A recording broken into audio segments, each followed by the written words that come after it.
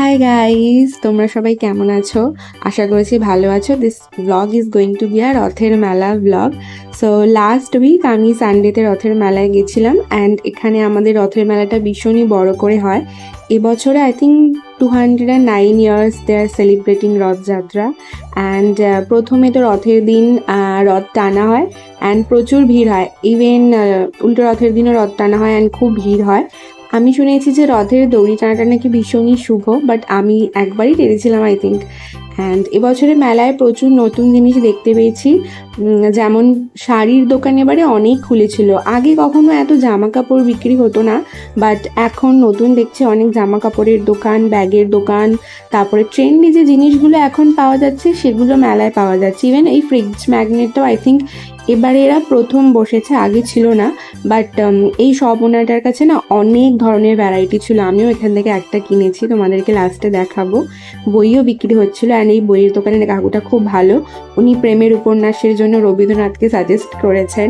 কাশ্মীরি চুড়ি পাওয়া যাচ্ছিলো, যেটা আমি কিনিনি, আমার ভীষণ পছন্দ হয়েছিল। বাট আমার মনে হচ্ছিল যে এবছর মেলায় জিনিসের দাম একটু বেশিই নিচ্ছিল। ইভেন খাবারের দামও অনেক ছিল, লাইক জিলিপির দাম বেশি ছিল, একটা কোন আইসক্রিম 40 রুপিস।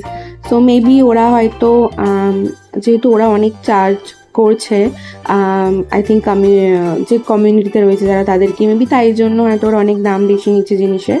বাট একটা জিনিস খুব ভালো, প্রত্যেক বছর মেলা মানেই বৃষ্টি অ্যান্ড এই টাইমটায় চারিদিকে কাদা হয়ে যায়। বাট এরা এত সুন্দরভাবে আয়োজন করেছে যে এবারে তক্তার মতো পাতা ছিল, সো কোনো কাদা ফাদা হওয়ার কোনো সুযোগ নেই। অ্যান্ড তারপরে মেলা ঘুরে বাড়ি চলে এসেছি। এইটা হচ্ছে যেটা আমি কিনেছি, একটা টিকট্যাকটো। আমার খেলতে ভীষণই ভালো লাগে। একটা স্টেশনারি দোকান ছিল যেখানে কিউট জিনিসগুলো পাওয়া যাচ্ছিলো। এটা নিয়েছিল 50 টাকা। অ্যান্ড আমি আর একটা কুর্তি কিনেছি, এইটা আই থিঙ্ক কাশ্মীরি কুর্তি বলে। এটা নিয়েছে 250। অ্যান্ড ওর দোকানে না প্রচুর কালেকশন ছিল, আমি তো ওই একটাই কিনেছি। অ্যান্ড এই যে এইটা কিনেছি, এটা হচ্ছে একটা টেলর সুইফটের ফ্রিজ ম্যাগনেট। আমার কাছে কয়েকটাই রয়েছে, আমাদের ফ্রিজে প্রচুর লাগানো রয়েছে, এটা জাস্ট আমার কাছে কয়েকটা রয়েছে। অ্যান্ড এইটা আমি কিনেছি না মিশো থেকে। আমি জাস্ট তোমাদেরকে দেখাচ্ছি কারণ এটা নতুন বলে। অ্যান্ড এই কুর্তিটা তো আমি অলরেডি পরেও ফেলেছি আর আমার ভীষণ ভালো লেগেছে। আই থিঙ্ক 250 রুপিসে এটা ভীষণই ভালো ছিল।